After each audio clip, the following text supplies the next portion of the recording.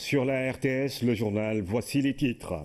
Le ministre saoudien des Affaires étrangères à Dakar, Adel Al-Jubeir, est venu transmettre au président Macky Sall le message du roi Salman Ben Abdelaziz. Le royaume d'Arabie Saoudite entend raffermir ses relations avec le Sénégal et renforcer les secteurs de la coopération, notamment le développement des infrastructures. Et puis le Sénégal, premier partenaire de la Banque islamique de développement en Afrique subsaharienne. Révélation faite à l'occasion de la revue annuelle de la coopération entre notre pays et le groupe de la BID. Plus de 1400 milliards ont été injectés dans divers projets depuis 1979, dont 24 ces 3 dernières années pour 648 milliards. Économie toujours, quelle est la place du secteur informel dans le PIB, le produit intérieur brut? Les derniers chiffres parlent de 52,5% en valeur absolue, mais constat, le fossé entre le secteur formel et informel est encore grand. Le recensement général des entreprises devrait mieux faire ressortir le poids de ce secteur dans le taux de croissance au Sénégal. Bonsoir et bienvenue à tous. Le chef de l'État a reçu le ministre saoudien des Affaires étrangères, Adel Al-Jubeir, est venu réaffirmer la volonté du royaume d'Arabie Saoudite de renforcer les relations séculaires avec la République du Sénégal, une coopération qui touche tous les domaines. Adel Al-Jubeir au micro de Oumar Nying. Alaikum salam. Alhamdulillah. Fine. How are you, Excellency? Good to see you. Thank you very much. It's a great honor. Je suis venu rendre visite à son Excellence le Président de la République pour lui transmettre les salutations de Sa Majesté le roi Salman Ben Abdelaziz Al Saoud, mais aussi du prince héritier et du vice-prince héritier. Nous avons vu en revue nos relations communes, les relations qui sont très étroites, des relations excellentes, séculaires entre la République du Sénégal et le Royaume d'Arabie Saoudite. Donc nous avons vu en revue toutes ces relations. Aussi, nous projetons pour raffermir davantage ces relations dans tous les domaines qui nous lient et aussi préserver nos intérêts communs entre les deux peuples et les deux pays frères et amis. L'Arabie Saoudite a toujours été le partenaire du Sénégal dans plusieurs domaines, dans le domaine du développement, mais aussi dans le domaine des infrastructures. L'Arabie Saoudite, depuis très longtemps, développe des projets d'infrastructures ici au Sénégal et c'est l'élan que nous allons davantage raffermir et renforcer avec nos partenaires sénégalais parce que le Sénégal est un pays très important pour l'Arabie Saoudite et c'est pourquoi nous sommes là pour voir quelles sont les voies et moyens pour que nous puissions davantage apporter des investissements, que ce soit dans le privé ou dans le public, pour le bien commun de notre peuple. Et puis les autorités de l'enseignement coranique de Saint-Louis saluent la décision du chef de l'État de retirer les enfants talibés de la rue. Elles l'ont fait savoir au cours d'un entretien avec le chef de l'État. L'Institut islamique Serigne Malik Mohsin Diop de Santhiaba va bientôt inaugurer un dara moderne à Saint-Louis, un lieu où l'enseignement coranique sera associé au français et à l'anglais. Écoutons à ce propos le directeur des études qui répond ici aux questions de Pape Biram Biguenyaï. On a eu à l'inviter durant la cérémonie d'inauguration de l'Institut islamique Serigne Malik Mohsin Diop de Santhiaba, qui a été gracieusement construit par le philanthrope M. Alioune Ardo Sow. On a eu aussi à échanger sur des sujets concernant les daras. On a aussi eu à féliciter le président de la République pour l'engouement qu'il a eu à créer autour de la question des daras et l'encourageant pour son courage dans les décisions prises concernant la dara et la mendicité. En 2 siècles d'existence, l'Institut islamique Serigne Malik Mohsin Diop n'a jamais connu la mendicité. Alors, nous encourageons la politique du président de la République en ce sens. L'Institut islamique Serigne Malik Mohsin Diop est plus qu'un dara moderne. On arrive avec un concept tout nouveau. Ce n'est pas le franco-arabe, mais ce sera le franco-anglo-islamique, avec le Coran comme base de tous les enseignements dispensés dans l'Institut.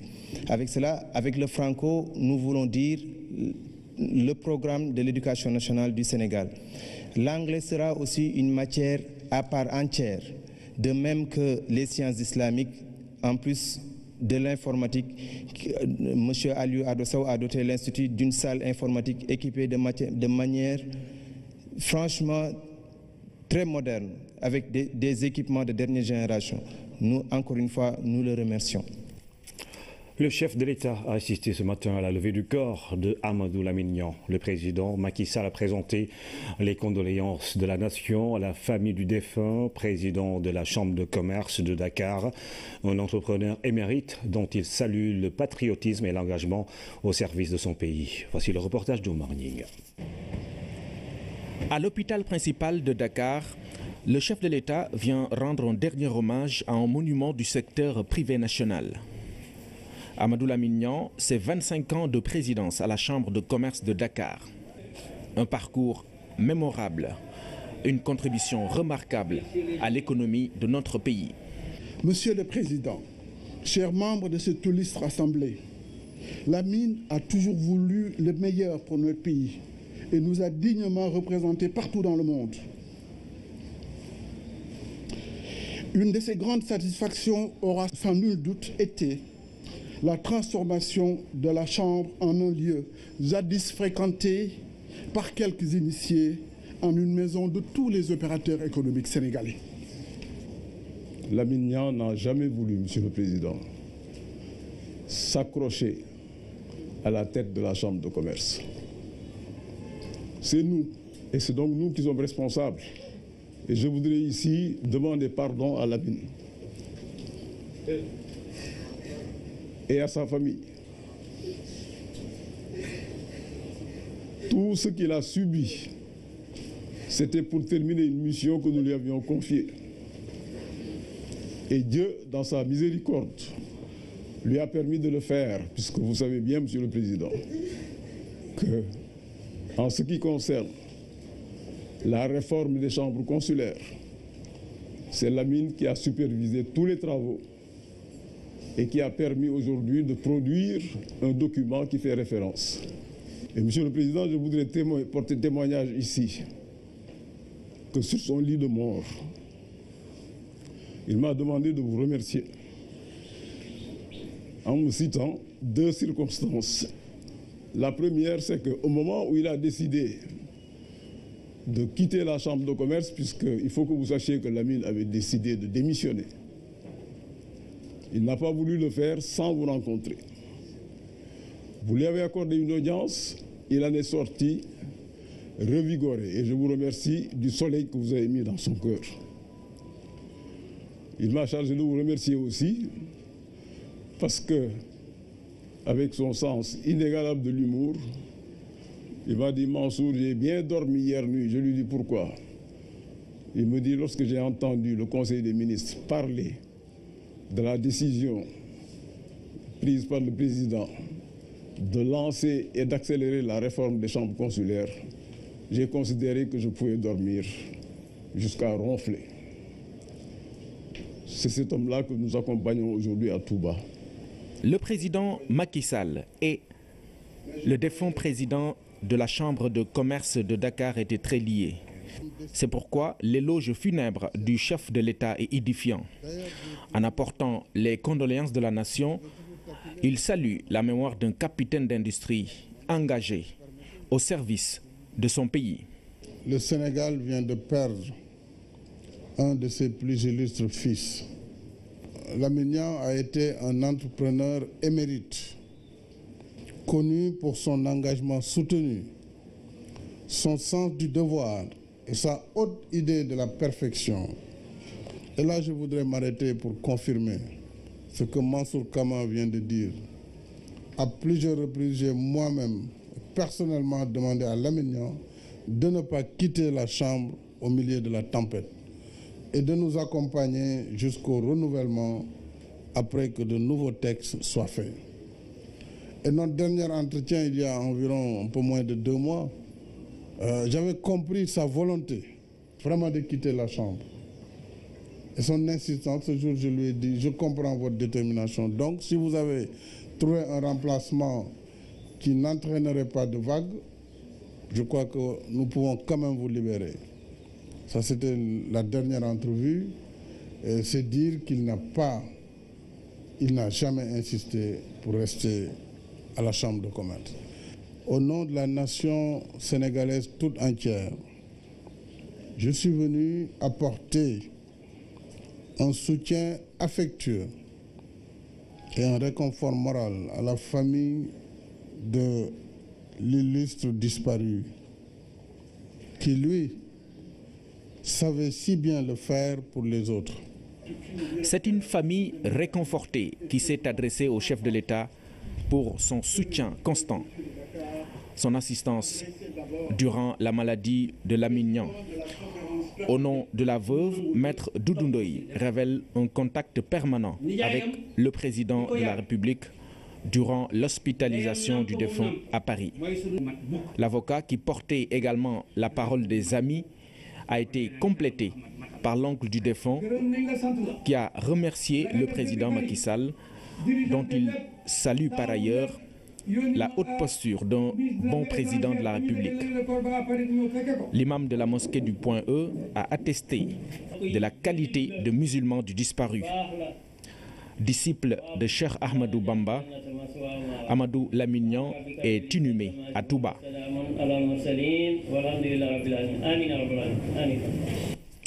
Nous reparlons dans ce journal d'une affaire qui a défrayé la chronique cette semaine, la polémique entretenue sur la fin du mandat de Nafi Ngom Keïta.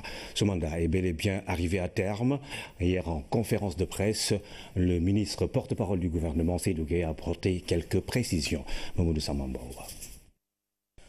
Le départ de Nafi Ngom Keïta du poste de président de l'OFNAC alimente depuis quelque temps le débat public au Sénégal. Soucieux d'apporter des précisions et de donner la bonne information au public, le gouvernement du Sénégal s'est prêté ce mercredi à un exercice de mise au point devant la presse nationale et internationale. Un débat a été installé par certains, confondant un mandat arrivé à terme et non renouvelé avec un limogeage, ou prétendant allègrement que le mandat de Mme Nafi Ngom Keïta n'a pas expiré, car ayant débuté pour eux à la date de sa prestation de serment. Cet argument ne saurait prospérer pour la bonne et simple raison que la règle en l'espèce, c'est que les actes administratifs à caractère individuel produisent immédiatement leurs effets dès leur notification aux intéressés. C'est en vertu de cette disposition que durant cette période de 8 mois, allant de sa nomination à sa prestation de serment, Mme Nafi Ngom Keïta a perçu le traitement salarial réservé au président de l'OFNAC, en plus d'avoir joui pleinement des autres avantages et prérogatives attachés à cette fonction. Ces éclairages livrés Seydou Gueye de lister des manquements notés par le gouvernement dans la conduite de l'OFNAC ces derniers mois. Le gouvernement regrette les tentatives de manipulation de l'opinion ainsi que les fuites organisées de documents officiels confidentiels sur l'espace public. Ainsi, le gouvernement en appelle à la raison, à la retenue, au sens des responsabilités et au respect de l'éthique, des règles et principes qui gouvernent notre administration, dont le professionnalisme est reconnu partout, qui garantit à tout agent le respect de ses droits et la possibilité, en cas de violation, de faire recours pour que justice lui soit rendue. Le changement intervenu à la tête de l'OFNAC répond, selon le gouvernement, à la nécessité de donner un nouveau souffle à l'institution et d'accélérer les réformes et orientations relatives à la bonne gouvernance. Un pilier de la gestion de la chose publique instauré et surveillé de très près par le président Macky Sall. Dans ce cadre, il convient de souligner à son actif la loi portant code de transparence dans la gestion des finances publiques,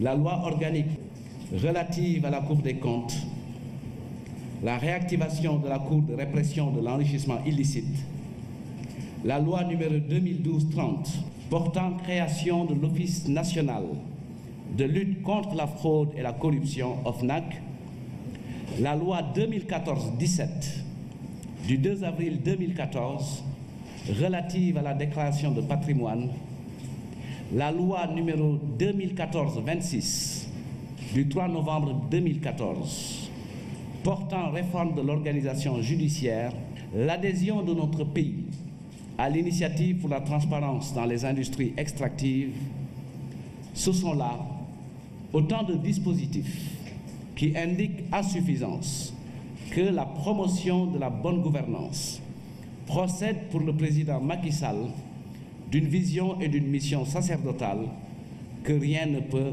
infléchir.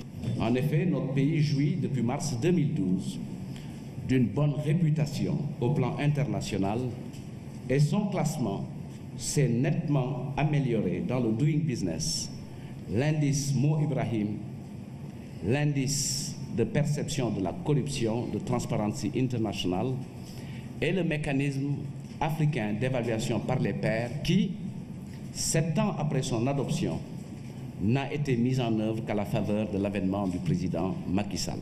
Des avancées que le gouvernement entend consolider et poursuivre pour maintenir le Sénégal dans les rangs des pays où la transparence et la bonne gouvernance sont acquises pour de bon. Le Sénégal, premier pays partenaire de la Banque islamique en Afrique subsaharienne, une place qui se conforte de plus en plus ces 3 dernières années. 24 projets pour un montant de 648 milliards de francs CFA ont été financés par le groupe. Depuis 1976, 1468 milliards ont été accordés à l'État du Sénégal. Fanta Badji. 187 milliards de francs CFA. C'est le récent montant approuvé par la Banque islamique de développement à l'État du Sénégal et le plus élevé accordé par le groupe BID à un pays de l'Afrique subsaharienne, destiné au projet de construction du train express régional devant relier Dakar à l'aéroport international Blaise Diagne. Cet accord est l'une des plus importantes approbations de la coopération entre le Sénégal et la Banque islamique de développement. 2 projets approuvés récemment, le 31 juillet 2016, donc soit le dimanche dernier, par le Conseil des directeurs exécutifs. Il s'agit du train express régional AIBD et du projet d'alphabétisation et d'apprentissage de métiers pour la lutte contre la pauvreté, phase 2, PALAM, pour un montant de 12 milliards de francs CFA. Ces 2 nouveaux projets viennent compléter le portefeuille actif de la BID déjà très diversifié, dont le montant actuel s'élève à plus de 1,5 milliard de dollars, 856 milliards de francs CFA. La BID, fortement présente dans pratiquement tous les secteurs socio-économiques du pays, accompagne le Sénégal émergent.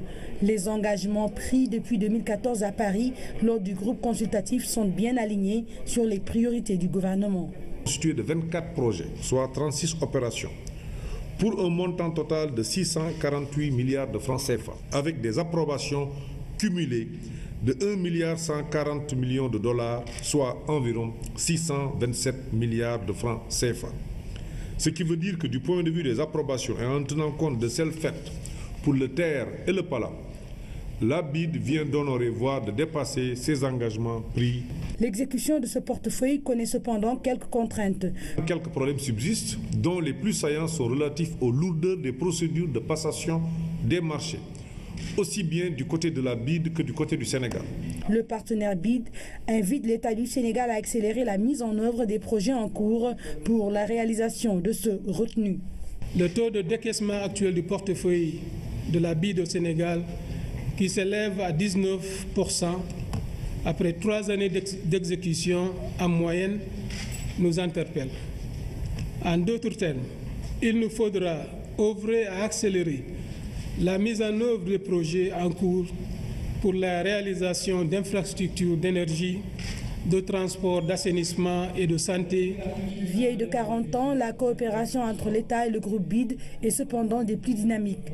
Le Sénégal s'affiche comme le premier pays partenaire du groupe en Afrique subsaharienne avec un cumul d'approbation de près de 1200 milliards de francs CFA.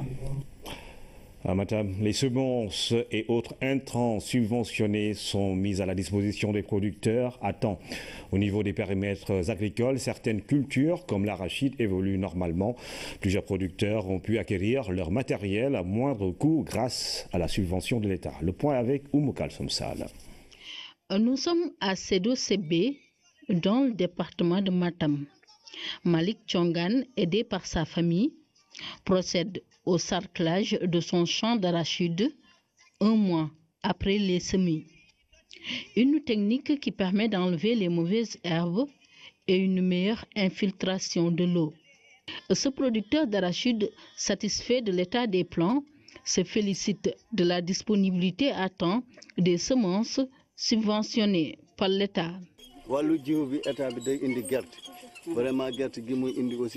Nous achetons le sac de 50 kg de semences d'arachide subventionnées à 15 000 francs. Mais si c'est dans le marché, ce sac est à 50 000. Il y a une grande différence. Nous avons reçu aussi de l'arachide, 50 tonnes, du niébé. Nous avons reçu 50 tonnes. Nous avons reçu du maïs, 30 tonnes. Nous avons reçu aussi du sorgho, 21 tonnes. C'est ce qu'on a reçu subventionné au niveau de la région, qu'on a réparti au niveau des 3 départements. Et ça, combiné aux réserves personnelles des producteurs, nous pensons que la superficie qui sera emblavée pourra être très importante. Si les semences des spéculations telles que l'arachide, le sorgho, le maïs sont bien disponibles au niveau des points de vente, pour le riz, la situation est différente. Si au niveau de Matam, on ne peut pas en trouver, il faut aller à Richard-Toll ou bien il faut aller à Dagana pour trouver des semences. Donc c'est des difficultés. Donc on les reçoit très cher. Mais aussi, la quantité n'est pas suffisante pour tout le monde. C'est un grand problème que les gens là sont en train de déplorer depuis des années. Depuis des années, ça fait partie des doléances de la région de Matam. Nous reconnaissons que la production de semences certifiées n'est pas encore suffisante pour prendre en compte tous les besoins des producteurs de riz au niveau de la région de Matam. Nous avons toujours recommandé au niveau de la région d'essayer une nouvelle stratégie qui est de mettre à côté de chaque grand aménagement une superficie dédiée aux semences certifiées pour ne pas aller à Saint-Louis chercher des semences, parce que c'est un coût supplémentaire pour le producteur. Pour une agriculture compétitive, l'État investit aussi sur le matériel agricole. Avec une subvention de 70%, il facilite l'acquisition de ces équipements aux producteurs. Qu'on est à 42 tracteurs reçus sur les 48 prévus. Nous sommes à plus de 300 au niveau de la région et à 751 semoirs au niveau de la région qui sont vendus. La moitié de ces équipements qui sont mis en place sont vendus. Pour ce producteur qui vient d'acheter un semoir, la satisfaction est grande. Avant, ça coûtait 100 et quelques mille. Avec la subvention de l'État, maintenant, la semence coûte 70 880. Ça nous a aussi beaucoup aidé. Ça nous a aussi beaucoup aidé. Pour ceux qui ont la bourse très faible, ils peuvent acheter les semoirs maintenant. Vraiment, nous félicitons l'État. Si nous arrivons aujourd'hui à faire ces superficies-là, c'est à cause du matériel qu'on a mis en place. Et ce matériel nous a apporté vraiment beaucoup de choses. Ça nous a fait gagner du temps, ça nous a fait gagner de notre force. Maintenant, toujours, on nous demande aussi d'augmenter. D'augmenter vraiment de ce qu'il y a. Parce qu'il n'y a pas seulement des grands permis au niveau de la région de Matam. Il y a des PUV, des permis irrigués villageois, qui ont besoin des GMP aussi. Cette année, les subventions de l'État ont varié de 12 milliards à 14 milliards pour la subvention, pour les semences et le produit matériel, surtout pour les semences. Vous voyez, il y a 2 milliards de plus que l'État a mis cette année pour les semences subventionnées. Maintenant, pour tout le pays. La qualité des semences et autres intrants, une condition sur laquelle l'État ne transige pas. Les fournisseurs en sont conscients et au niveau des services techniques, une attention particulière est accordée à ce paramètre selon le directeur régional du développement rural. Promotion de l'élevage dans le sud et le sud-est du Sénégal. L'État a mis 3 milliards pour financer diverses activités. 5 ans après, le projet en charge de cette mission évalue ses activités. Le PDSOC veut faire mieux dans les années à venir. Galé, une localité située à 105 km de Tambacounda. Ici, les populations souffraient le martyre suite à la panne du forage qui était fonctionnel depuis 1993. C'est ainsi que le projet de développement de l'élevage au Sénégal oriental et en Haute-Casamance a pris la situation en main en réhabilitant l'ouvrage. D'autres forages ont été construits par le projet et des bassins de rétention aménagés. Pour améliorer un peu les conditions d'abreuvement du cheptel dans sa zone d'intervention, le PEDESOC a eu à réaliser au total 7 nouveaux forages pastoraux, donc 4 dans la région de Tambacounda et 3 dans la région de Kolda. Et il a eu aussi à réhabiliter 10 anciens forages dans ces deux régions. Pour améliorer la production animale, une quantité importante de doses de vaccins a été distribuée au niveau des services vétérinaires de Tambacounda, Kolda et Kédougou. En plus, 1200 tonnes d'aliments bétail, 200 tonnes de graines de coton et 800 pierres à lécher ont été mises à la disposition des éleveurs. Le reste a été investi dans la logistique pour les agents d'élevage, parce que comme vous le savez, nous avons payé des véhicules neufs, 13 véhicules neufs à tous les services d'élevage des 3 régions de Tamba, Kédougou et Kolda, et autour de 38 motocyclettes également pour les postes vétérinaires qui n'en disposaient pas. Sur le plan amélioration génétique, la race locale a été renforcée avec l'introduction de races étrangères dans les troupeaux. Le géniteur PEDESOC, c'est pour la M2 de Koumpentoum. Donc c'est pour tous les éleveurs de la M2 de Koumpentoum, de la commune de Koumpentoum. Un éleveur qui a une vache qui veut être saillie, il l'amène. Il prend en charge d'abord l'alimentation de sa vache et il donne un forfait de 10 000 francs pour le géniteur. Le PEDESOC s'est aussi beaucoup investi pour aider les éleveurs à se professionnaliser.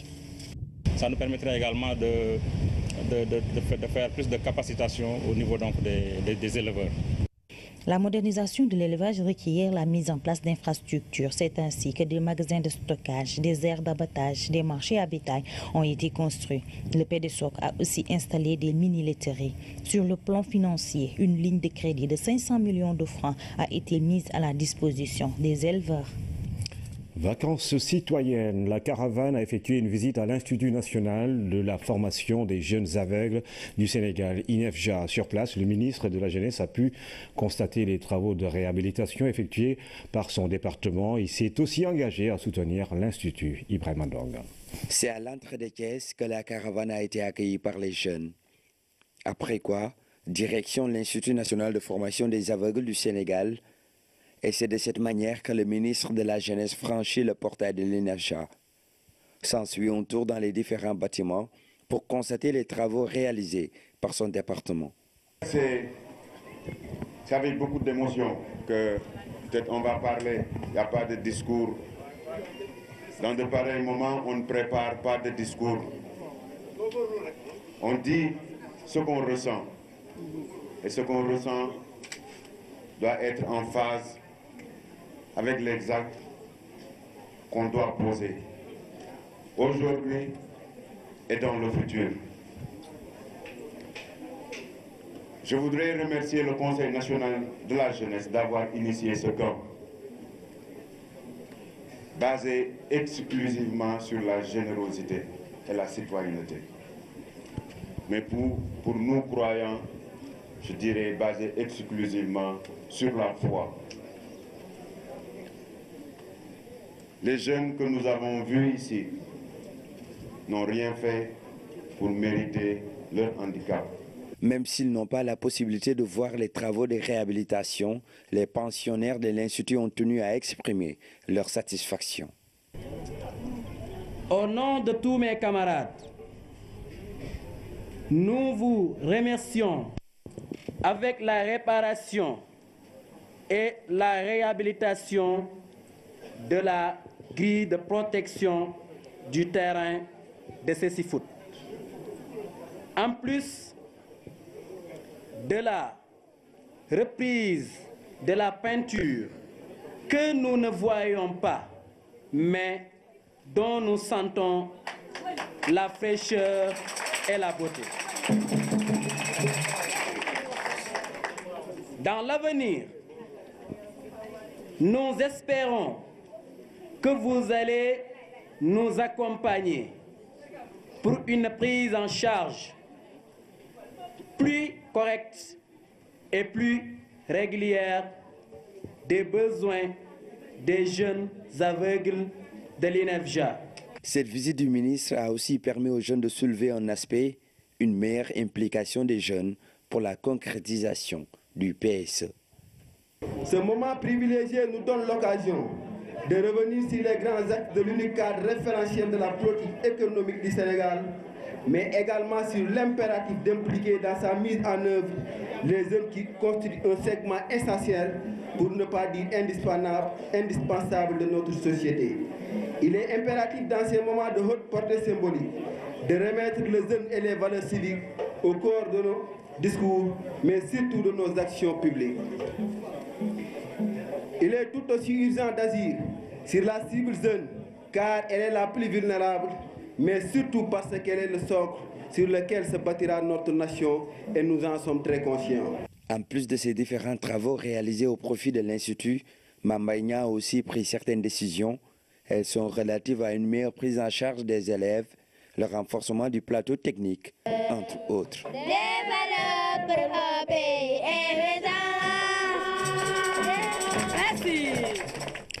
Le général Victor Tine remplace le général Pape Samba Camara au commandement de la Brigade nationale des sapeurs-pompiers. La passation de service a eu lieu à la caserne Maliksi en présence du ministre de l'Intérieur et de la Sécurité publique, Seydina Lunfala. Après 3 années à la tête de la Brigade nationale des sapeurs-pompiers, le général Pape Samba Camara passe le témoin. Ancien conseiller à la Défense au ministère des Affaires étrangères, le général Victor Tine a été officiellement installé à la tête de l'institution en présence du ministre de l'Intérieur. Les défis à relever ne manquent pas pour le commandement de la brigade des sapeurs-pompiers. La première priorité aujourd'hui, c'est la question des inondations, très certainement. Ça, c'est dans l'urgence, parce que nous sommes en saison de pluie. La saison de pluie s'est installée pratiquement sur l'ensemble du territoire. Un travail a été fait ici par mes prédécesseurs, et donc je compte en tout cas m'appuyer sur cela pour essayer d'aller encore de l'avant. Les accidents de la circulation, les cas de noyade, autant de sujets qui préoccupent. Il y a encore des efforts à faire. Nous sommes en période de vacances. La chaleur s'est installée partout dans le pays, notamment au niveau de la côte. Les gens qui habitent la côte ont tendance, notamment les jeunes, en cette période de vacances, ont tendance à aller vers la plage. Un plan d'équipement de la Brigade nationale des sapeurs-pompiers est en cours. Le commandement l'a affirmé. Cela va renforcer les moyens d'intervention de l'institution.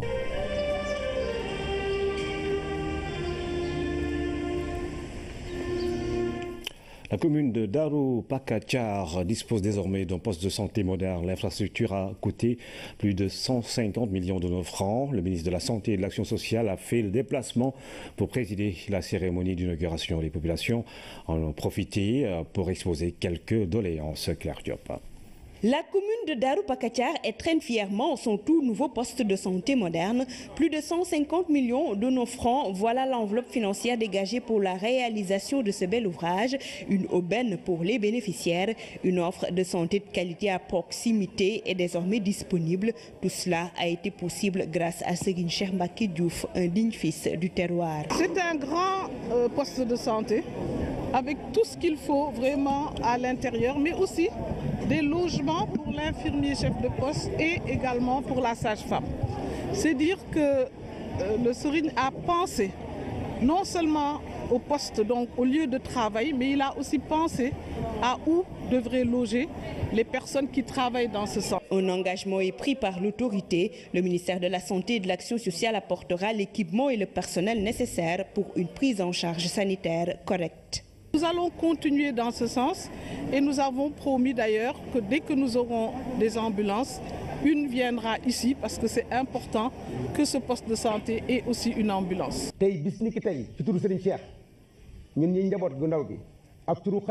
Sous le ndigal de Serigne Cheikh, des khalifes et de toute la famille, nous mettons ce poste de santé entre les mains de l'État.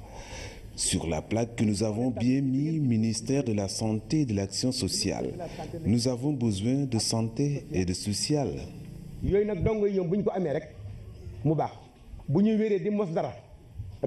L'occasion est aussi saisie pour émettre quelques doléances. L'autorité attentive s'est engagée à rapporter le message acquis de droit. Nous avons aussi écouté quelques doléances qui sont légitimes, comme la route, comme l'électricité, comme les forages. Et je crois que tout cela fait partie des choses que nous allons apporter quand nous rendrons compte à Monsieur le Président de la République. Le poste de santé de Darou Pakachar porte le nom de Madjiguène Ndiaye, la dame, une icône dans le milieu de la santé. Depuis des années, elle parcourt le pays à travers sa voix pour sensibiliser les populations, les inciter à changer de comportement et à adopter les bonnes pratiques d'hygiène. Darou Pakachar lui a rendu un vibrant hommage. Les habitants sont sortis massivement prendre part à cette cérémonie d'inauguration. Sous le ndigal du khalife de cette cité religieuse, des prières ont été formulées pour l'émergence du Sénégal.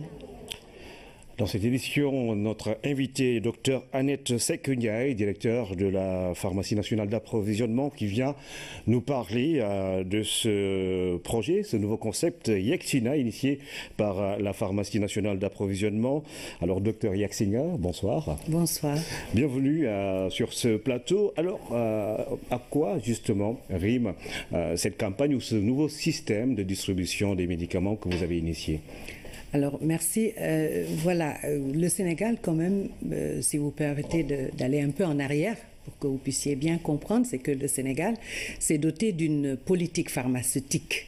Et cette politique pharmaceutique a pour but de rendre accessibles et disponibles les médicaments essentiels. Alors, la Pharmacie nationale d'approvisionnement est un des maillons, un instrument de mise en œuvre de cette politique de santé, qui vise à donc approvisionner et distribuer les médicaments essentiels, c'est-à-dire que les médicaments qui répondent aux besoins prioritaires des populations, vers les points de prestation de santé. Alors, jusque-là, la pharmacie, jusqu'en 2013, la distribution se faisait uniquement au niveau régional, avec les pharmacies régionales d'approvisionnement. Avec des stratégies innovantes, la Pharmacie nationale a pu, grâce à ce qu'on a appelé la Pramobile, a pu couvrir 3 régions, Sédhiou, Kédougou et Kaffrine. Et toutefois, on s'est bien rendu compte que ça ne suffisait pas. Les populations n'arrivaient pas à obtenir leurs médicaments là où elles devaient les avoir, au niveau des points de prestation. Et sous l'impulsion de Madame le ministre de la Santé, le professeur Awa Marie Coll Seck, nous avons réfléchi à de nouvelles initiatives, à de nouvelles stratégies innovantes de distribution. Et ainsi, nous avons dans 2 phases. La première, Dieguesina. Nous sommes allés jusqu'au niveau du district sanitaire. Et aujourd'hui, nous allons aller vers les centres de santé et vers les postes de santé, c'est-à-dire le niveau le plus périphérique de la pyramide sanitaire. Alors, Dieguesina, de Dieguesina à Yexina, quel est justement... Yexina, ça veut dire... je suis arrivé. Je suis arrivé. Dieguesina, ça veut dire... je me suis rapproché, justement. Je me suis rapproché. Alors, vous voulez aller jusqu'où, là? Alors, le meilleur, c'est Yexina, vous pensez bien. Yexina, si il permet d'améliorer l'accès des médicaments essentiels pour les populations, ça vaut bien le coup. Particulièrement aujourd'hui où vous savez que l'objectif principal pour notre pays, c'est la couverture maladie universelle. Et qui dit couverture maladie universelle dit offre de soins de qualité et dit disponibilité des médicaments essentiels. Alors Yexina a été lancé et aujourd'hui tout le monde doit mobiliser les énergies, tous les acteurs, y compris la communauté, les collectivités locales, pour que les populations puissent avoir accès à leurs médicaments lorsqu'elles en ont besoin et qu'on puisse atteindre les objectifs de la couverture maladie. Alors le programme a été lancé aujourd'hui, ça va être pérenne. Et comment ça va se passer? Les populations vont-elles payer quelque chose ou bien Alors évidemment, vous savez que dans les structures sanitaires, on a ce qu'on appelle l'initiative de Bamako. C'est-à-dire que les populations participent à l'effort de santé. Mais encore faut-il que le médicament soit disponible. Et toutes ces stratégies visent justement à améliorer la disponibilité du médicament de qualité et bien entendu l'accessibilité, c'est-à-dire au meilleur coût. Voilà pourquoi aujourd'hui cet instrument qui est un outil clé de mise en œuvre de la politique de santé s'est investi pour qu'on puisse améliorer l'accès aux médicaments pour les populations. Ça va se pérenniser? Absolument. Aujourd'hui, on parle de Sénégal émergent. Sénégal émergent, c'est un pays qui développe son capital humain. Et ce capital humain, vous savez qu'un des piliers, c'est la santé. Lorsque les populations sont en bonne santé, on peut penser à l'émergence. Bien sûr. Alors dernière question.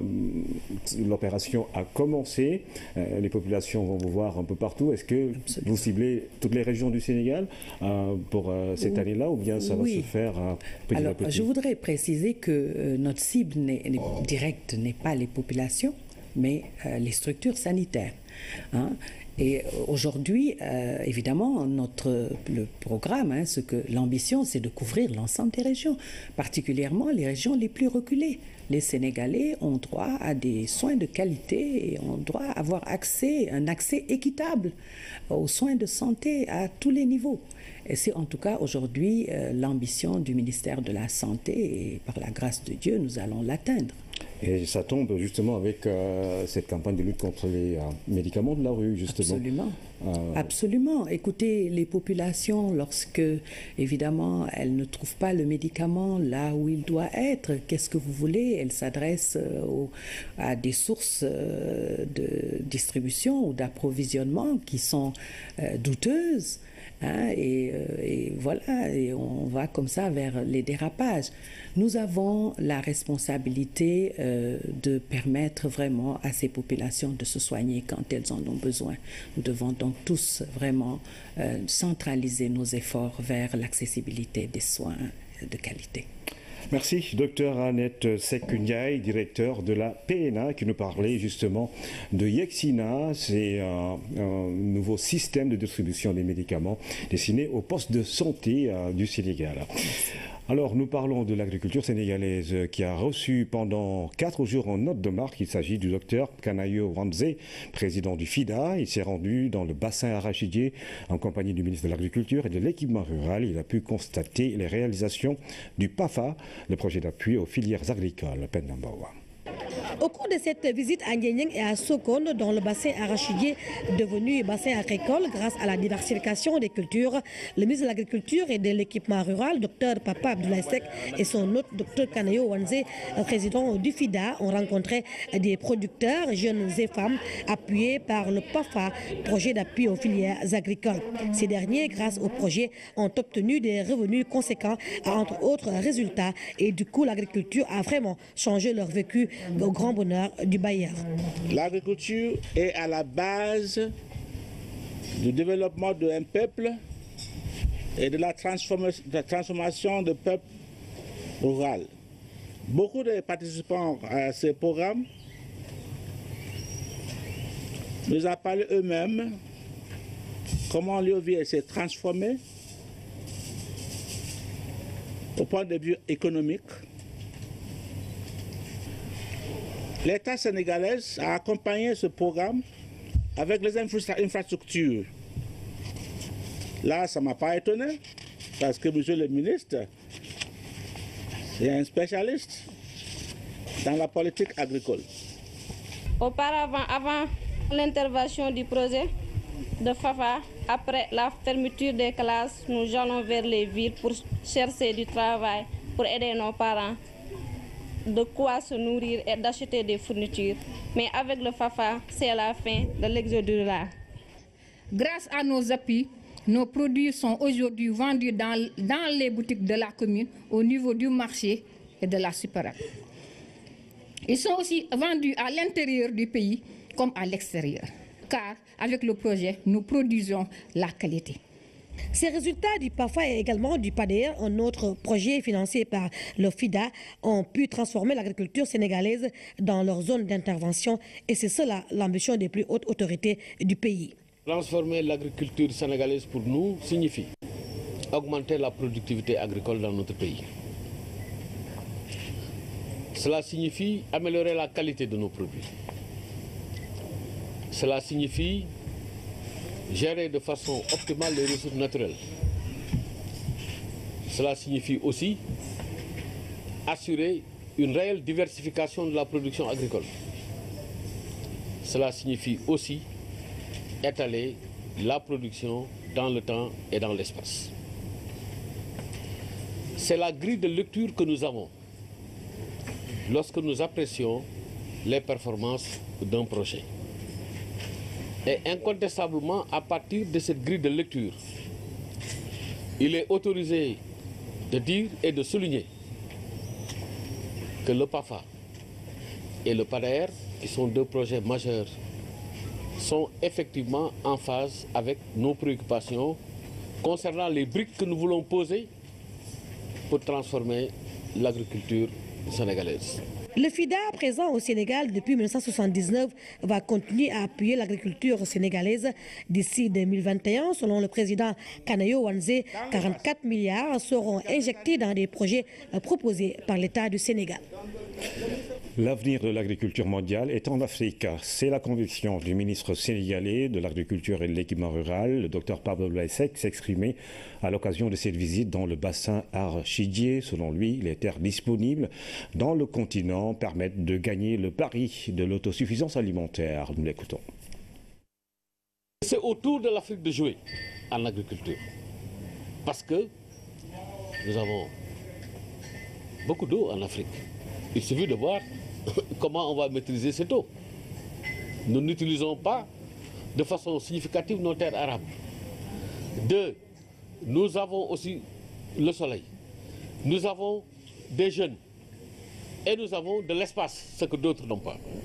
Et que si aujourd'hui, les Asiatiques sont inquiets en ce qui concerne leur production risicole, et en réalité comptent sur l'Afrique pour se nourrir en riz, c'est parce que nous avons ce qu'ils n'ont pas, la terre. Et de surcroît, grâce au génie potentiel de nos chercheurs, nous avons aussi les connaissances et les technologies. C'est dire donc que l'avenir de l'humanité en ce qui concerne l'agriculture, ce n'est ni à gauche ni à droite, c'est en Afrique. Et vous devez être conscient de cela. Une fois cette conscience acquise, vous devez aussi vous dire il faut que nous consommions ce que nous produisons, ce que disait le président. Donc les changements structurels au niveau d'une agriculture, c'est les agriculteurs, c'est les chercheurs, c'est les camionneurs, c'est aussi les journalistes. Ah oui, vous devez être des vecteurs de diffusion de la bonne parole. Pour que les choses se passent autrement et mieux. En réalité, les questions agricoles concernent qui? Tout le monde. Et puis le programme national de biogaz se déploie dans la zone sud-est du pays. Il est prévu d'installer 1000 biodigesteurs pour Tambacounda et Kédougou. Il s'agit à terme de substituer le charbon de bois à une énergie propre et durable subventionnée à hauteur de 80% par l'État. Abdoulaye Sinkare. Le programme national de biogaz débarque dans la zone sud-est du pays. 500 biodigesteurs vont être installés à Tamba pour soulager des ménages ruraux. En tant que femmes du milieu rural, nous serons les grands bénéficiaires de ce programme. Sa réussite nous épargnera la recherche effrénée de bois mort. Au-delà des ménages, les cantines et daras sont ciblées. Objectif, promouvoir le biogaz, une alternative au bois de chauffe. Pour avoir un biodigesteur, il faut en moyenne avoir 8 à 10 têtes de bœuf en semi-stabulation. Le coût du digesteur est de 512 000 et l'État apporte en moyenne 400 000 par ménage. Et l'autre élément qui est important, c'est de disposer d'une cuisine en dur. Notamment, nous, on n'est pas très exigeant, on demande juste une cuisine en banco, au moins, pour garantir la sécurité du ménage. Après Tamba, le programme est dévoilé à Kédougou. Ici aussi, il est prévu 500 biodigesteurs subventionnés à hauteur de 80% par l'État. Tous les ménages pratiquement utilisent le bois ou le charbon de bois. Donc si aujourd'hui le programme là nous vient pour l'utilisation de biogaz domestique. Je crois que c'est un espoir pour les populations, mais aussi et surtout ça va soulager, je l'ai dit tantôt, la pression sur l'environnement. Le ministère de l'Énergie et du Développement des énergies renouvelables, sur financement de l'Union européenne et de l'État du Sénégal, veut diffuser des biodigesteurs qui permettront la production de biogaz. C'est un programme environnemental, c'est un programme social et c'est un programme économique. Le PNB est accompagné par Bamtare Services, filiale de la Sodefitex, comme maître d'ouvrage. Nous jouons ce rôle de sensibilisation auprès des bénéficiaires, la sélection des bénéficiaires également de ce programme donc, est assuré par Bamtare Services. Le contrôle des entreprises, parce que le PNB recrute, a agréé des entreprises. Donc le PNB regroupe des entreprises pour la construction de ces biodigesteurs. Mais c'est Bamtare qui assure la qualité du travail qui est fait. Pour un bon déroulement du programme, un comité de suivi est installé dans chacune des 2 régions. L'ADPME poursuit ses séances d'information sur le concours national de business plan qu'elle va lancer. Après Ziguinchor, c'est au tour de Matam de recevoir les responsables de l'agence d'Amsila. Le concours national de business plan est une initiative de l'Agence de développement et d'encadrement des petites et moyennes entreprises, ADPME. Il cible les dirigeants d'entreprises et les porteurs de projets vivant au Sénégal et dans la diaspora en vue de renforcer en eux l'innovation, la créativité et proposer en même temps des solutions à l'impact immédiat et durable. À Diourbel, une délégation de l'ADPME a rencontré les populations pour discuter et échanger avec elles sur l'importance du concours. Tous les secteurs sont prioritaires, à l'exception peut-être du secteur du commerce d'importation, puisque l'objectif c'est de faire en sorte justement qu'on prenne davantage appui sur nos matières premières, sur les ressources humaines, sur les résultats de la recherche-développement pour développer notre pays. Les inscriptions au concours national de business plan se feront en ligne. Elles vont démarrer à partir du 12 août et se poursuivront jusqu'au 12 septembre 2016. Toute personne de nationalité sénégalaise âgée de 18 à 50 ans, dirigeant d'entreprise ou porteur de projet, peut postuler au concours. Très motivés, les participants du CRD comptent à travers les riches potentialités économiques de la région de Diourbel présenter des projets innovants qui retiendront l'attention de la commission qui se charge de la sélection.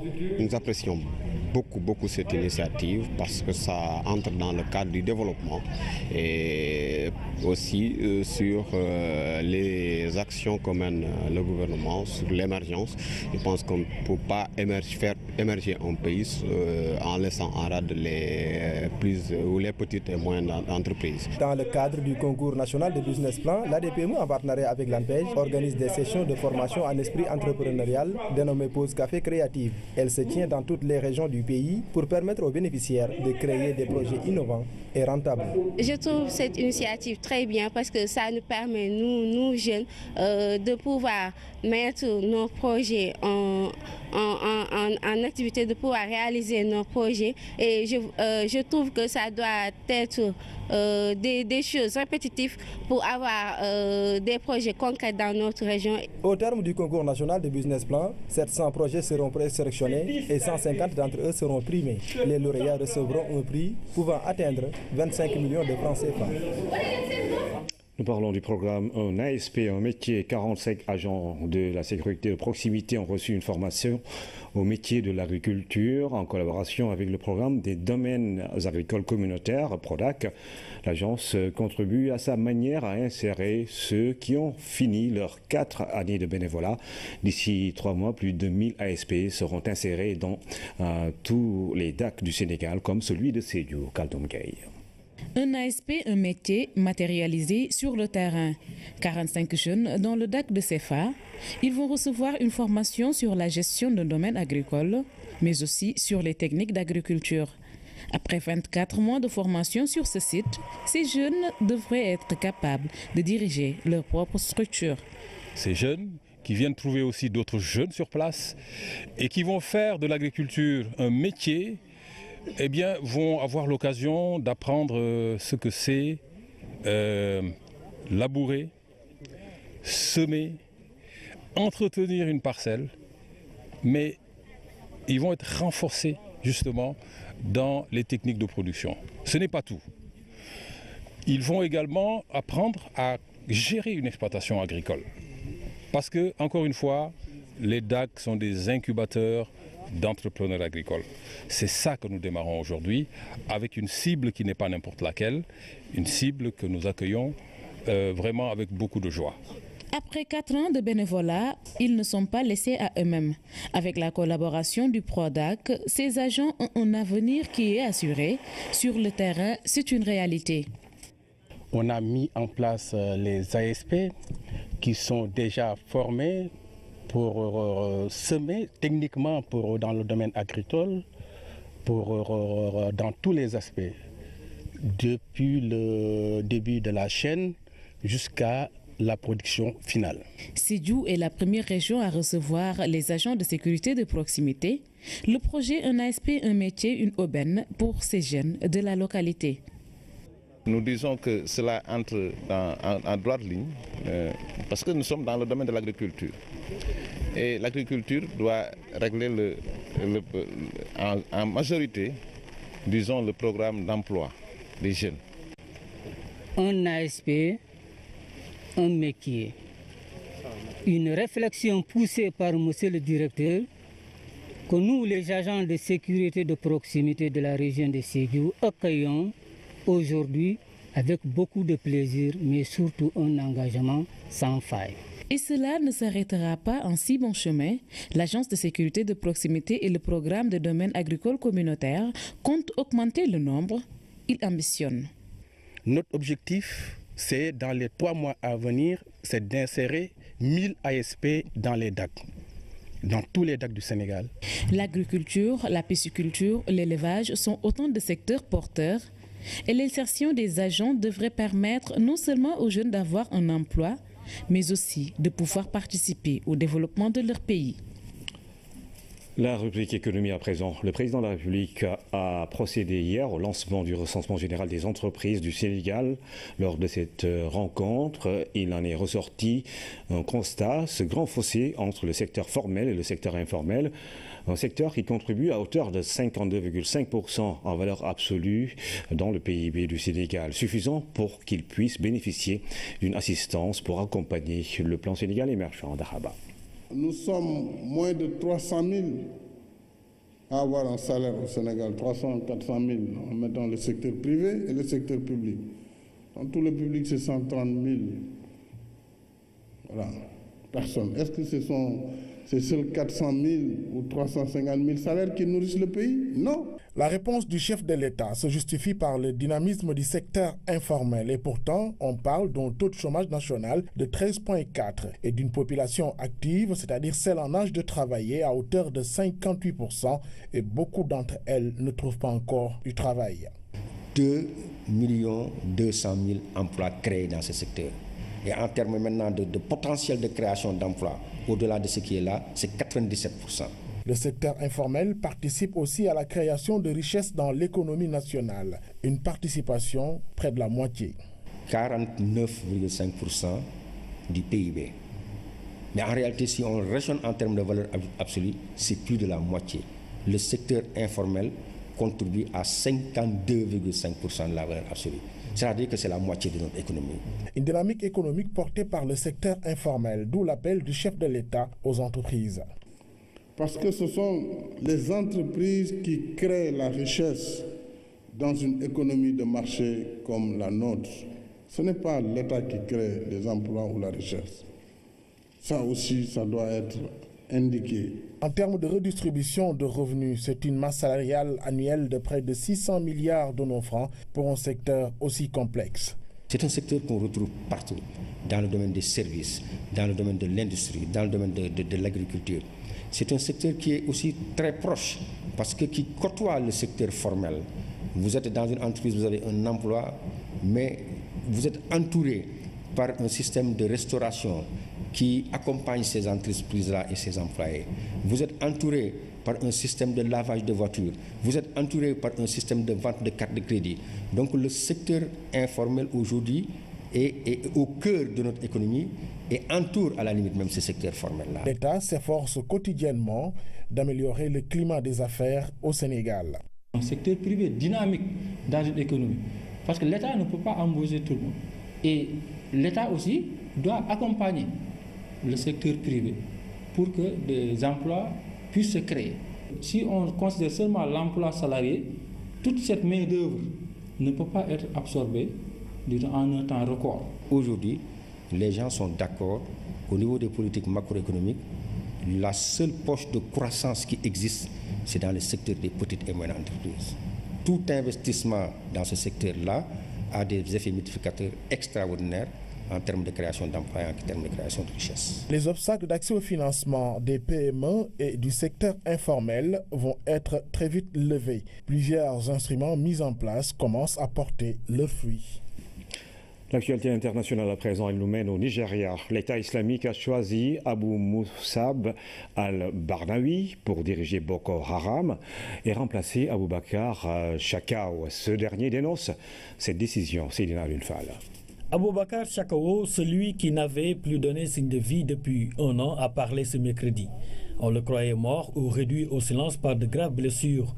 L'homme, dans un enregistrement sonore, affirme être encore le chef de Boko Haram. Mais l'État islamique semble ne plus vouloir de cet homme qualifié d'excentrique, qui ne tient plus ses hommes et de surcroît qui n'a pas réussi à déstabiliser des structures étatiques.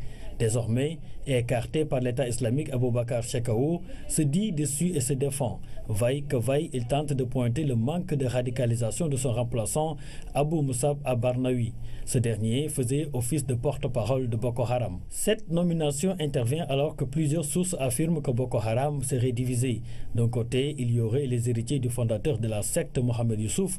De l'autre, ceux qui désirent approfondir leur lien avec l'État islamique. Les nouveaux responsables de Boko Haram accusent Shakau de violer les idées fondatrices de la secte, mais aussi d'avoir chassé les conseils militaires de l'État islamique. Des accusations rejetées par Aboubakar Shakau. Tout à fait autre chose à présent, la conférence de presse conjointe du ministère des Sports et du CNOS. L'accent a été mis ce jeudi sur le bilan de la préparation des Jeux Olympiques, le montant des primes, l'appui à la préparation des athlètes, la taille de la délégation sénégalaise, les couacs notés dans le déplacement de certains représentants du Sénégal vers Rio sont autant de questions qui ont été passées en revue à Seydina Lunfal. Chef de l'État pour son soutien constant, son assistance durant la maladie de Lamine Niang. Au nom de la veuve, Maître Doudou Ndoye révèle un contact permanent avec le président de la République durant l'hospitalisation du défunt à Paris. L'avocat qui portait également la parole des amis a été complété par l'oncle du défunt qui a remercié le président Macky Sall, dont il salue par ailleurs la haute posture d'un bon président de la République. L'imam de la mosquée du Point E a attesté de la qualité de musulman du disparu. Disciple de Cheikh Ahmadou Bamba, Amadou Lamine Niang est inhumé à Touba.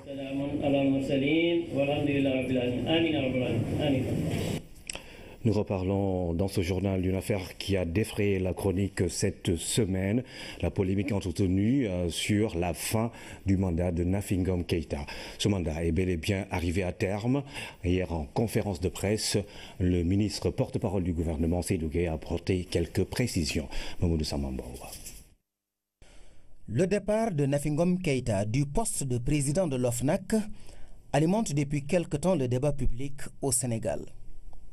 Soucieux d'apporter des précisions et de donner la bonne information au public, le gouvernement du Sénégal s'est prêté ce mercredi à un exercice de mise au point devant la presse nationale et internationale. Un débat a été installé par certains, confondant un mandat arrivé à terme et non renouvelé avec un limogeage, ou prétendant allègrement que le mandat de Mme Nafi Ngom Keïta n'a pas expiré, car ayant débuté pour eux à la date de sa prestation de serment. Cet argument ne saurait prospérer pour la bonne et simple raison que la règle en l'espèce, c'est que les actes administratifs à caractère individuel produisent immédiatement leurs effets dès leur notification aux intéressés.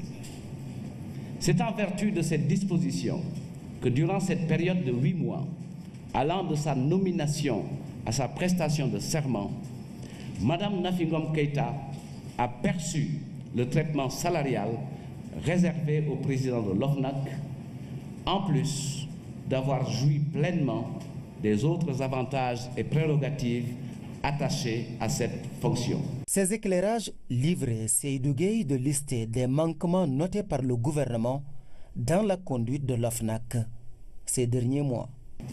Le gouvernement regrette les tentatives de manipulation de l'opinion ainsi que les fuites organisées de documents officiels confidentiels sur l'espace public.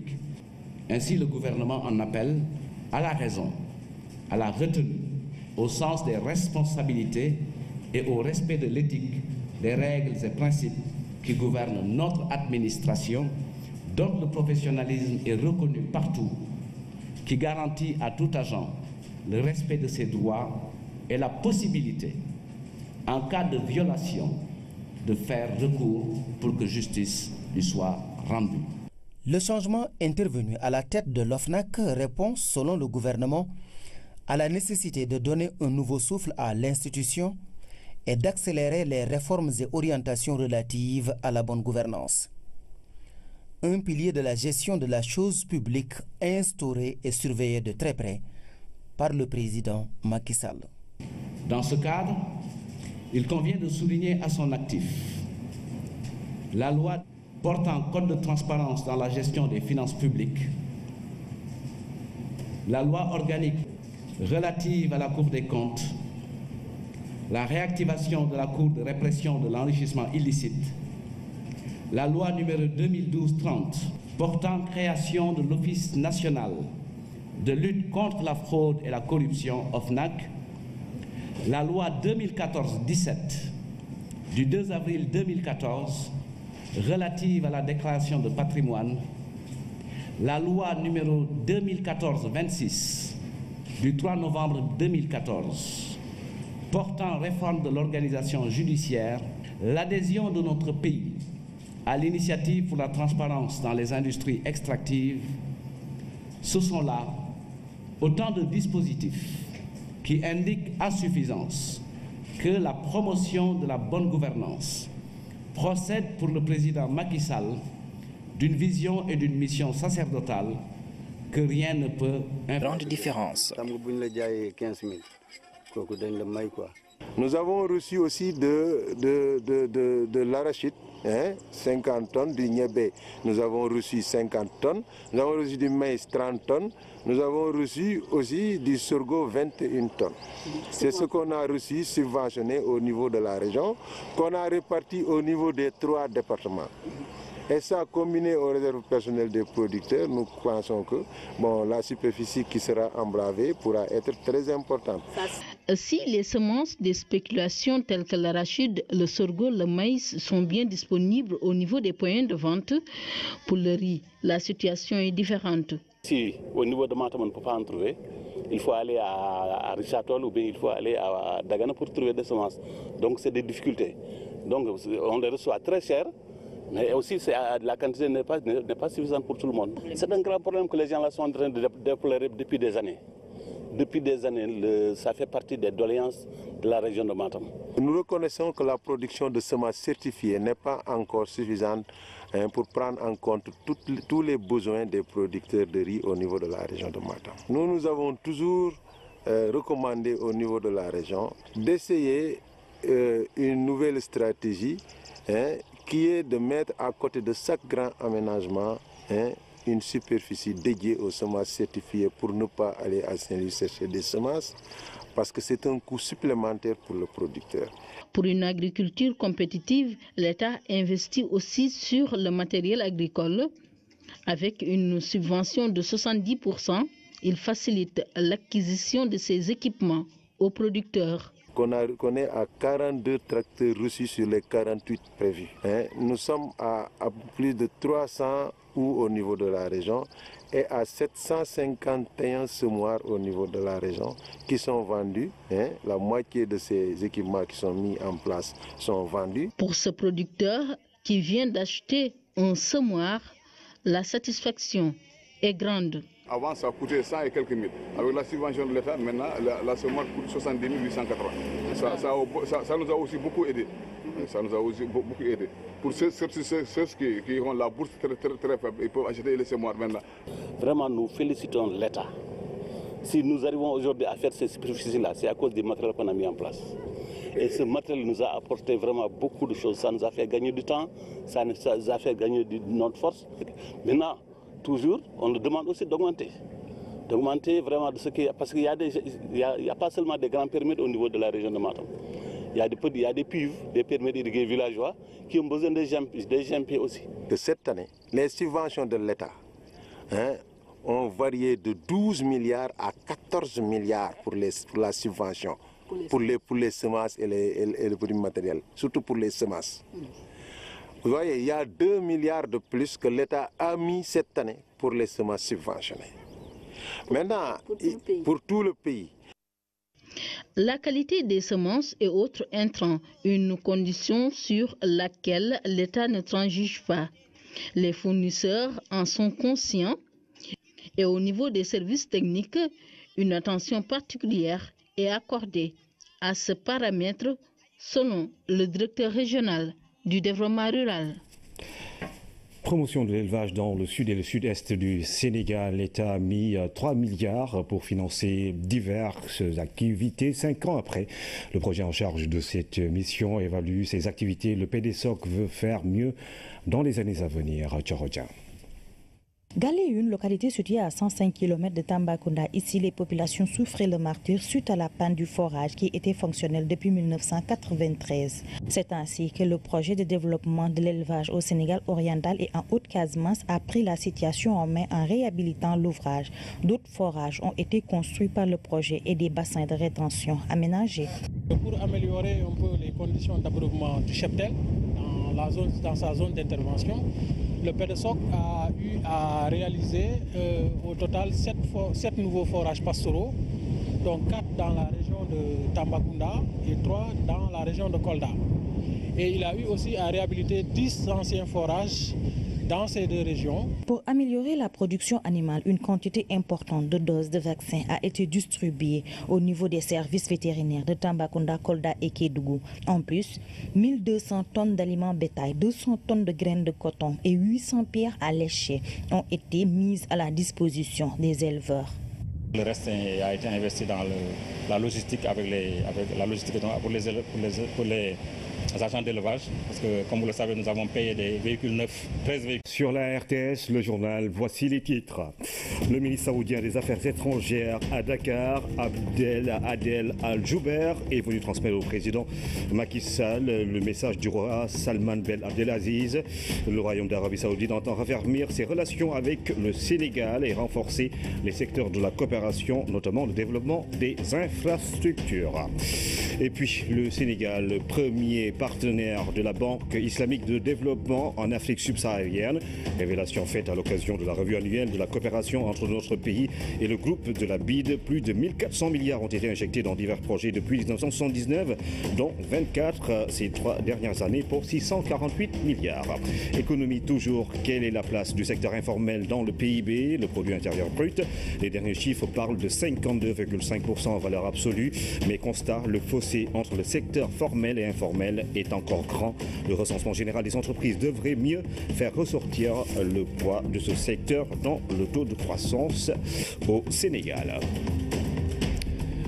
Bonsoir et bienvenue à tous. Le chef de l'État a reçu le ministre saoudien des Affaires étrangères, Adel Al-Jouber, est venu réaffirmer la volonté du royaume d'Arabie Saoudite de renforcer les relations séculaires avec la République du Sénégal, une coopération qui touche tous les domaines. Adel Al-Jouber au micro de Oumar Nying. Alaikum salam. Alhamdulillah. Fine. How are you, Excellency? Good to see you. Thank you very much. It's a great honor. Je suis venu rendre visite à son Excellence le Président de la République pour lui transmettre les salutations de Sa Majesté le roi Salman Ben Abdelaziz Al Saoud, mais aussi du prince héritier et du vice-prince héritier. Nous avons vu en revue nos relations communes, les relations qui sont très étroites, des relations excellentes, séculaires entre la République du Sénégal et le Royaume d'Arabie Saoudite. Donc nous avons vu en revue toutes ces relations. Aussi, nous projetons pour raffermir davantage ces relations dans tous les domaines qui nous lient et aussi préserver nos intérêts communs entre les deux peuples et les deux pays frères et amis. L'Arabie Saoudite a toujours été le partenaire du Sénégal dans plusieurs domaines, dans le domaine du développement, mais aussi dans le domaine des infrastructures. L'Arabie Saoudite, depuis très longtemps, développe des projets d'infrastructures ici au Sénégal et c'est l'élan que nous allons davantage raffermir et renforcer avec nos partenaires sénégalais parce que le Sénégal est un pays très important pour l'Arabie Saoudite et c'est pourquoi nous sommes là pour voir quelles sont les voies et moyens pour que nous puissions davantage apporter des investissements, que ce soit dans le privé ou dans le public, pour le bien commun de nos peuples. Et puis les autorités de l'enseignement coranique de Saint-Louis saluent la décision du chef de l'État de retirer les enfants talibés de la rue. Elles l'ont fait savoir au cours d'un entretien avec le chef de l'État.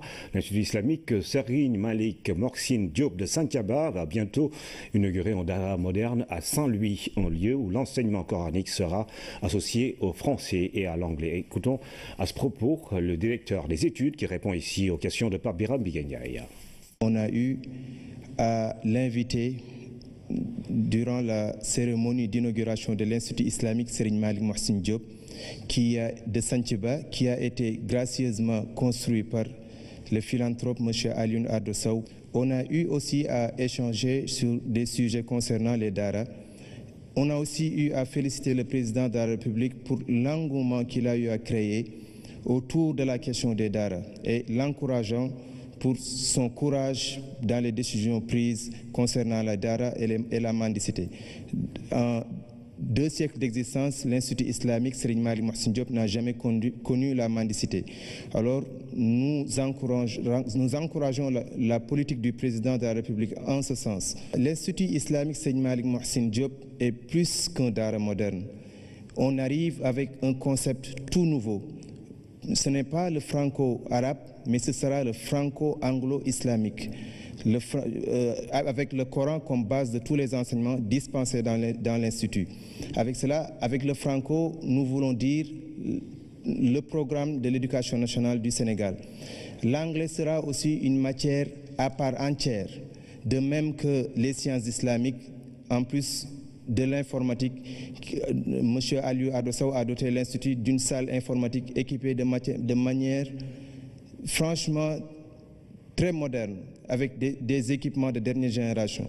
Nous, encore une fois, nous le remercions. Le chef de l'État a assisté ce matin à la levée du corps de Amadou Lamine Niang. Le président Macky Sall a présenté les condoléances de la nation à la famille du défunt, président de la Chambre de commerce de Dakar, un entrepreneur émérite dont il salue le patriotisme et l'engagement au service de son pays. Voici le reportage d'Omar Ning. À l'hôpital principal de Dakar, le chef de l'État vient rendre un dernier hommage à un monument du secteur privé national. Amadou Lamine Niang, c'est 25 ans de présidence à la Chambre de commerce de Dakar. Un parcours mémorable, une contribution remarquable à l'économie de notre pays. Monsieur le Président, chers membres de cette illustre Assemblée, Lamine a toujours voulu le meilleur pour notre pays et nous a dignement représentés partout dans le monde. Une de ses grandes satisfactions aura sans nul doute été la transformation de la Chambre en un lieu jadis fréquenté par quelques initiés en une maison de tous les opérateurs économiques sénégalais. Lamine Niang n'a jamais voulu, Monsieur le Président, s'accrocher à la tête de la Chambre de commerce. C'est nous, et c'est donc nous qui sommes responsables. Et je voudrais ici demander pardon à Lamine. et à sa famille. Tout ce qu'il a subi, c'était pour terminer une mission que nous lui avions confiée. Et Dieu, dans sa miséricorde, lui a permis de le faire, puisque vous savez bien, Monsieur le Président, que en ce qui concerne la réforme des chambres consulaires, c'est Lamine qui a supervisé tous les travaux et qui a permis aujourd'hui de produire un document qui fait référence. Et Monsieur le Président, je voudrais porter témoignage ici que sur son lit de mort, il m'a demandé de vous remercier en me citant 2 circonstances. La première, c'est qu'au moment où il a décidé de quitter la Chambre de commerce, puisqu'il faut que vous sachiez que Lamine avait décidé de démissionner, il n'a pas voulu le faire sans vous rencontrer. Vous lui avez accordé une audience, il en est sorti revigoré. Et je vous remercie du soleil que vous avez mis dans son cœur. Il m'a chargé de vous remercier aussi parce que, avec son sens inégalable de l'humour, il m'a dit: Mansour, j'ai bien dormi hier nuit. Je lui dis pourquoi. Il me dit: lorsque j'ai entendu le Conseil des ministres parler de la décision prise par le président de lancer et d'accélérer la réforme des chambres consulaires, j'ai considéré que je pouvais dormir jusqu'à ronfler. C'est cet homme-là que nous accompagnons aujourd'hui à Touba. Le président Macky Sall et le défunt président de la Chambre de commerce de Dakar étaient très liés. C'est pourquoi l'éloge funèbre du chef de l'État est édifiant. En apportant les condoléances de la nation, il salue la mémoire d'un capitaine d'industrie engagé au service de son pays. Le Sénégal vient de perdre un de ses plus illustres fils. Lamine Niang a été un entrepreneur émérite, connu pour son engagement soutenu, son sens du devoir et sa haute idée de la perfection. Et là, je voudrais m'arrêter pour confirmer ce que Mansour Kama vient de dire. À plusieurs reprises, j'ai moi-même personnellement demandé à Lamine Niang de ne pas quitter la Chambre au milieu de la tempête et de nous accompagner jusqu'au renouvellement après que de nouveaux textes soient faits. Et notre dernier entretien, il y a environ un peu moins de 2 mois, j'avais compris sa volonté vraiment de quitter la Chambre. Et son insistance, ce jour, je lui ai dit: je comprends votre détermination. Donc, si vous avez trouvé un remplacement qui n'entraînerait pas de vagues, je crois que nous pouvons quand même vous libérer. Ça, c'était la dernière entrevue. C'est dire qu'il n'a jamais insisté pour rester à la Chambre de commerce. Au nom de la nation sénégalaise toute entière, je suis venu apporter un soutien affectueux et un réconfort moral à la famille de l'illustre disparu, qui lui savait si bien le faire pour les autres. C'est une famille réconfortée qui s'est adressée aux Fléchir.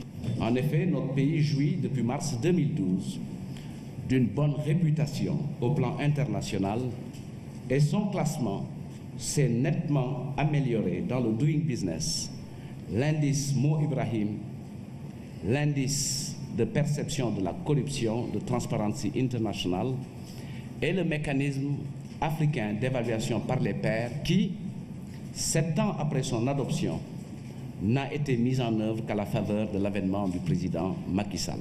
Des avancées que le gouvernement entend consolider et poursuivre pour maintenir le Sénégal dans les rangs des pays où la transparence et la bonne gouvernance sont acquises pour de bon. Le Sénégal, premier pays partenaire de la Banque islamique en Afrique subsaharienne, une place qui se conforte de plus en plus. Ces 3 dernières années, 24 projets pour un montant de 648 milliards de francs CFA ont été financés par le groupe. Depuis 1976, 1468 milliards ont été accordés à l'État du Sénégal. Fanta Badji. 187 milliards de francs CFA.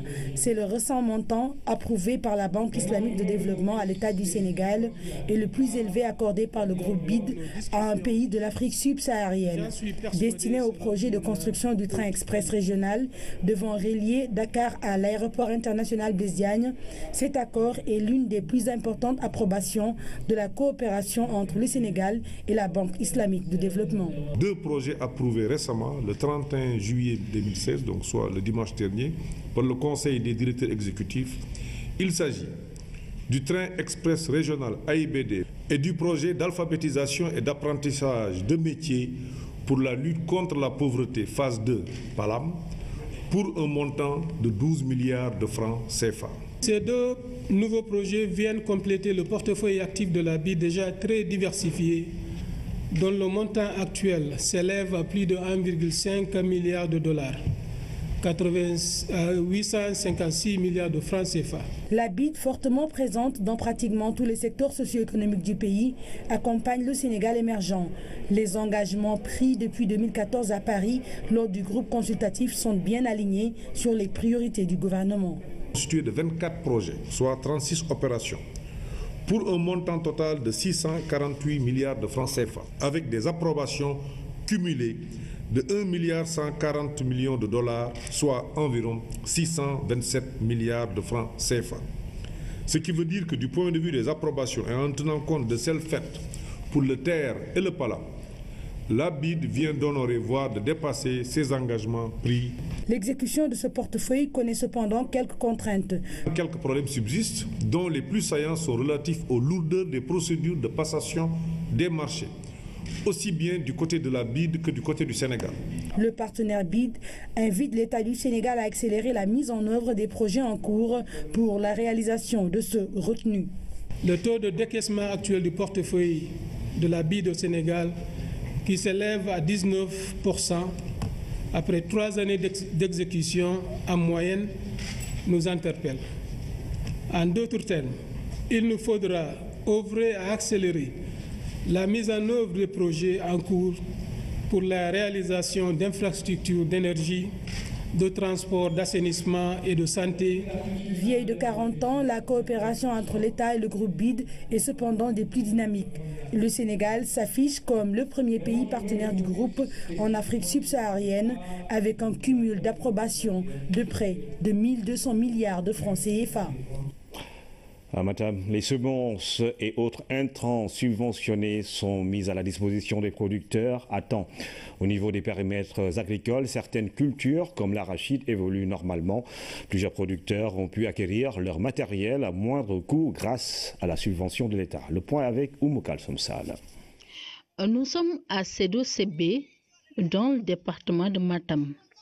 Malik Tchongan, aidé par sa famille, procède au sarclage de son champ d'arachide 1 mois après les semis. Une technique qui permet d'enlever les mauvaises herbes et une meilleure infiltration de l'eau. Ce producteur d'arachide, satisfait de l'état des plants, se félicite de la disponibilité à temps des semences subventionnées par l'État. Nous achetons le sac de 50 kg de semences d'arachide subventionnées à 15 000 francs. Mais si c'est dans le marché, ce sac est à 50 000. Il y a une